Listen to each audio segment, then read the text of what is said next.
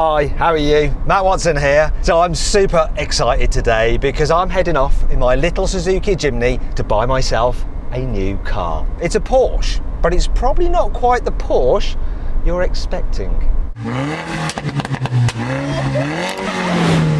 This is a Mark 1 Porsche Cayenne Turbo and it's up for sale for £9,000. I've been after one of these for a while because I think it will be the perfect tow car for my forthcoming 911 GT3 RS. Anyway, let's see if this one's any good. So we've found the car. I'm gonna have a look at it before we speak to the owner. It's good to do that, you know. Let's go check it out without someone watching over me. Right, it's on some big wheels. Are they official wheels? I'm not convinced, but they might be. They are large and new tyres. First impressions on the paint, looks pretty good. Yeah, right, so this is, I don't know what's going on there. Yeah, some of this here as well. You know, it's quite an old car though, right? Let's have a look around the back. I don't think those exhaust pipes are original. That's a good thing. I mean, really, I'd say don't buy a car with a tow bar because obviously the engine's been under more stress, but I do want a tow bar on it, so it's going to save me some money. It actually looks all right underneath. Have a look underneath. I mean, some rust on some of the wishbones, but that's to be expected at this age. Right, let's look around the other side. Yeah, once again, these trim little bits here. Do you know what? Got a magnet. Yeah, it's all metal so far. Bonnet's obviously aluminium, all full of filler. I've got the keys, obviously, that's why I'm sat inside it. Let's start it up. I'm really looking out for a ticking sound because these cars can suffer from bore scoring, and a sign of that is a tick, tick, tick, tick, tick. This one though, very smooth, it's purring. Yeah, like a big black panther. Whoa. Oh yes, this sounds pretty good. Quality in here, it's really good considering the age. And there's something I've just discovered that I'm very, very happy about. It's got ISOFIX here on the front passenger seat, so it's gonna be really handy for me because I've got a 2-year-old. It looks pretty good here on the inside. I'm gonna just check a couple of features. Sunroof opens, that's good. Right, another thing, does the diff lock? Well, the light flashes to signify that it does. Don't know whether it really has. Let's assume that it has. What else? Oh, look, it's got an aftermarket infotainment system, which in some ways is bad because it's not original, but in some ways is good because I'm going to have Apple CarPlay and Android Auto. And let's have a look. That's handy. It's got a reversing camera as well. Does the aircon work? Let's try that. Does it go cold? Yes, that's good. Thank you. That would be a major headache. What else can I check? Oh. That doesn't seem to undo the boot. Windows. Yeah, let's do the door mirrors. Yes, they work. Okay, let's check out the back seats. Everything back here looks in really good condition. You know, this is almost a 20-year-old car and the seats have hardly been sat on. Oh, look, it's even got heated seats back here. Yeah, that's coming on, I can tell that's working. And then that looks like it's coming a bit loose. It's not major.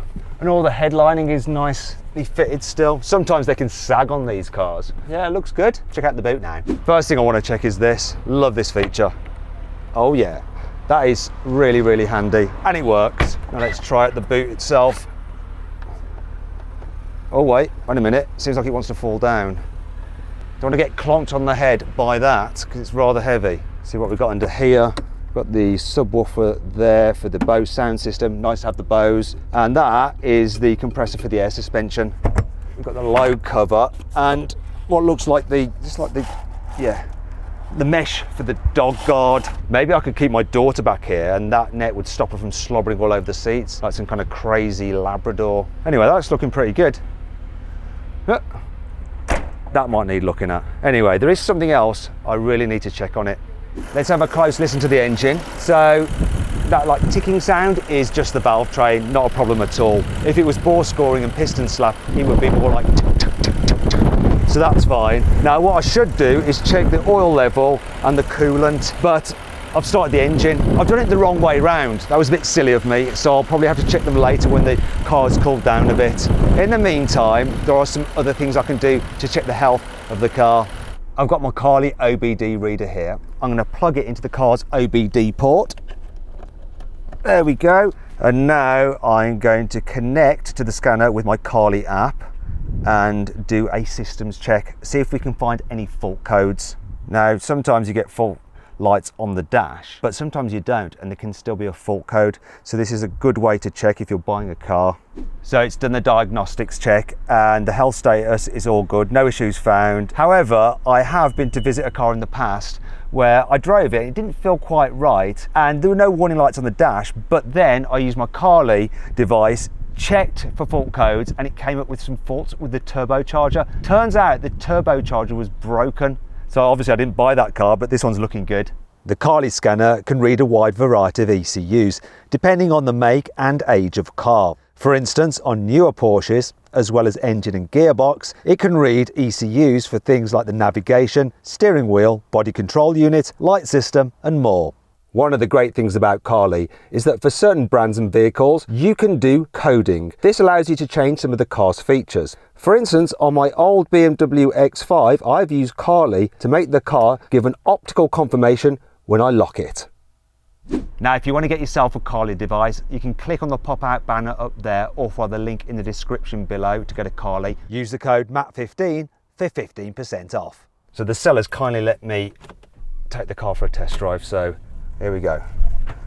Try the air suspension out over these speed humps. Now the normal Cayennes on the core springs can feel like really hard riding, but the turbo on the air suspension is much better. One thing I will do is once I've stopped, I'll test the air suspension out because you can raise and lower it. So I'll make sure that it all works fine. Go and find some naggity bumps to really test the suspension, and no clunks or anything, no strange noises coming from the transmission. Seems to shift pretty smooth.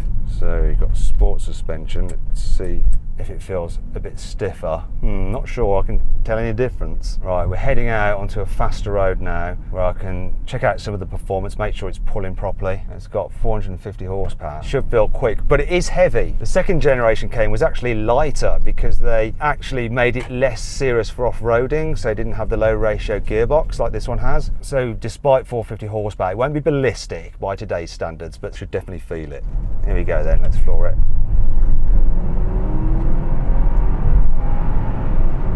And it's building good boost, I could see it. It's got like a boost pressure gauge. And then you do notice the brakes then. While they're fine, you know, I don't think there's anything wrong with them. Because this is so heavy, you do think, oh, I'd like a bit more braking. Oof. You do have to press the pedal quite hard, the amount of weight it's carrying. But they all work perfectly fine. A few moments later. I've just noticed something with the car. There's like a clonking sensation, and it wasn't happening that much, and I thought it was suspension, like going over the bumps, because sometimes air suspension can be a bit jarring when it hits a really sharp bump. But what I've done is put the car into low range mode, and now there's a sort of like clonking, almost like there's a problem with either the prop shaft or the drive shaft. Oh, that is a shame, because this car is otherwise mint. Yeah, it's like something that's dragging almost. Need to have a little look at that. If we can get it fathomed out as to what it is, then I'll still be interested, but it does need to be looked at. Okay, so that was a little bit of a shame because this car overall is very, very nice. I just noticed that slight weird clonk when I was driving along slowly. It was intermittent, but then when I put it in low range mode, it was more consistent. Shame. What I'm going to do is get the seller to have it checked out, and then we'll take it from there. I'm still keen to take the car if we can diagnose the fault and then get it fixed for a reasonable price. I'm sad, but I'm also pleased that I did spot the issue. It's been 2 weeks since I saw that Cayenne. And this is what happened in the meantime. The seller took the car to his mechanic. They found out that there was a leak from a gasket for the gearbox and the oil was low, and that was causing the juttering feeling that I was experiencing while driving it, though it was only towards the very end of the test drive. I don't think the seller noticed it. I mean, I really had to explain it to them, and they seemed really genuine, and they, you know, worked with me to go away and get it fixed. But I thought, you know what? Cars run low on gearbox oil. You know, is that a bad thing? It can't be good, right? So I called my friend who's a Porsche tech at Porsche GB, but he was away on a holiday. And I didn't want to actually just get and buy the car until I'd spoken to him. So I said to the seller, listen, I can't buy it till I speak to him. If someone else wants to buy it, let them. Anyhow, eventually I got in touch with my Porsche GB tech, and he said, you know, those gearboxes, they're really tough. If it's been fixed, it should probably be fine. And the rest of the car was mint. So I called the seller back up again, but at that point, they'd sold the car. So I was gutted. I did ask my Porsche tech why I didn't get a fault on my Carly, and he said Bizarrely, there's no actual sensor in the gearbox on those cars to tell you when the oil is low. Anyhow, it was back to a case of searching the internet for a Cayenne, because I'm determined to get a Cayenne. However, I got a bit distracted and I found another car, well, another Porsche actually, on an auction site, and I ended up buying it. And not only did I buy it, bizarrely for some reason, I decided not to even go and see it because it was located in Scotland. So I just bought it blind. Now that it's sent to me, and I'm sat in the car right now. Do you want to see what it is? Or have you guessed already? It is a Porsche Boxster 2.7 from 2003. I've only just had it delivered, so let's have a look around it to see what I've bought. I think it's going to be a bit special. Okay, let's go check it out. So, here at the front, it all looks really good, straight, true. The paint on it is amazing. Look. It's actually like new. There's no fogging of the headlamps. And this is unbelievable. The alloy wheels, 18 inches Carrera wheels. There's no scuffs on them. Down the side, really good condition. No scuffs on the rear wheels. Oh, wait. Is that one? No, it's just tyre. That's just muck. That's just muck. The roof, that looks mint. Check it out around the back. One of the things to check on these, sooty exhaust pipe. Could indicate bore scoring, although this particular car, the 2.7, it's very unlikely on this. This car's actually been garaged all its life, and this is the result. You've got to see the inside though, look. It is like new, and it's got the optional sport seats, which are lovely, and some extra bits on the inside. So we've got leather trim. All Boxsters didn't get this, and body coloured inserts. And check this out, the mileage, less than 40,000 miles. Wow. I'll just shut that so you can get the full centre console experience. Look at that. Now you're probably wondering how much I paid for this car. Boxsters like this, with such low mileage and in seemingly as good condition, are fetching about £10,000 right now. This one comes with full service history, one owner from you. Can you guess?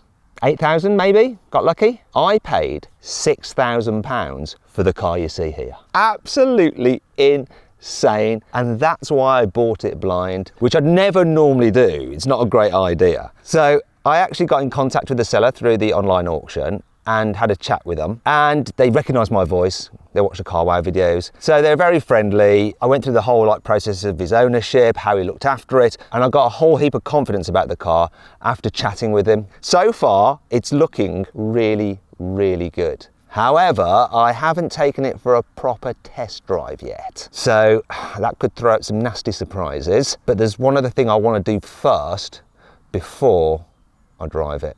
One thing I do need to do with my Boxster is to use my Carly to check for fault codes. Let's connect it up now.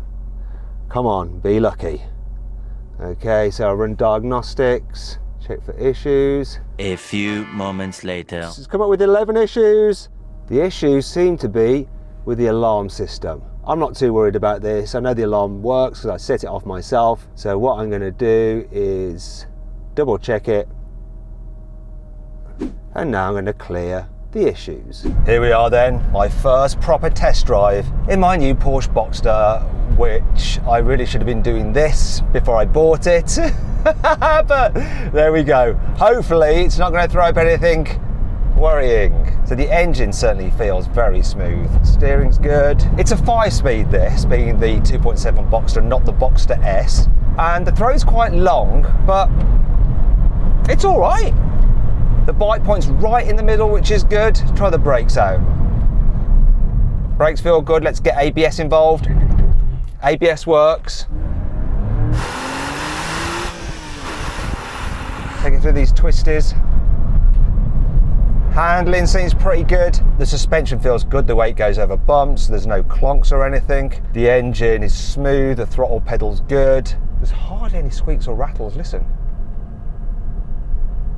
I mean, the condition is really, really nice. It does feel like it's new, which is mad considering it's a 2003 car. Just goes to show you how, if you maintain a car and garage it, how well they can keep. Now, there is one thing that doesn't work, and the seller did tell me about this. He's a really good bloke. He said the aircon doesn't work. He said it stopped working ages ago. He never got it fixed because he always drives it with the roof down and only on sunny days. Now, he says it just needs a regas, but I think it might be more than that, because gas doesn't just leave the system, does it? It's got to leave somewhere, and that'll be a leak. Now I've actually checked the compressor, so when you turn the aircon on, the compressor kicks in, but then the revs drop again, which make me think that it's cutting out the compressor because there's no gas in the system because of the leak. And most likely on these cars, it's probably one of the condensers, which aren't too much of a pain nor too much of an expense to fix. So I'll get that checked out. Does mean it's getting a bit hot in here right now.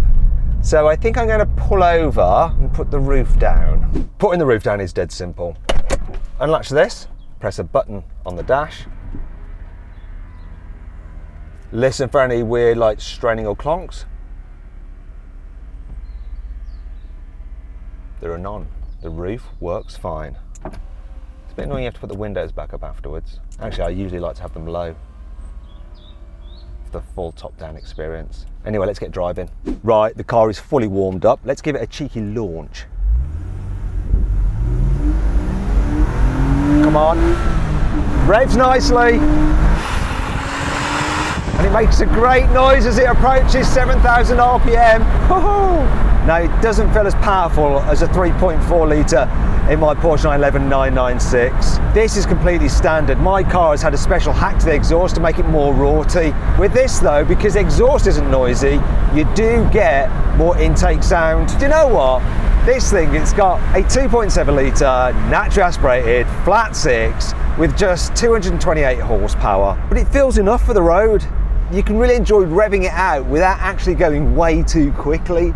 I'd definitely be going quicker than my 996 if I'd have revved that out like this. Now I might put these windows up so you can hear me better, but generally the buffeting, it isn't bad at all. I was a bit worried that I needed the S, but apparently this is a bit more freer revving, and so it encourages you to take it all the way to 7, and it does. You can feel it like pick up at the top end. You do have to work it, but you know, I want a car that's fun, that has to be worked. The S has upgraded suspension as well, but you know what, I may well get the suspension done on this, get some aftermarket coilovers on it, maybe get it polybushed as well, but I'm not going to do too much to it. It feels good, I really like it. I don't actually think it needs new suspension, I might just do it cause. Do you know what, I thought it was a massive gamble buying a car blind, and I wouldn't recommend you do it at all. But you know, I've got the advantage that if something goes wrong, it's good content, right? On this occasion, I don't think, not yet anyway, that anything's gone wrong. I'm really pleased with this. I hope you all enjoyed the video. If you did, give it a like. Click on the windows for some more videos. See you next time.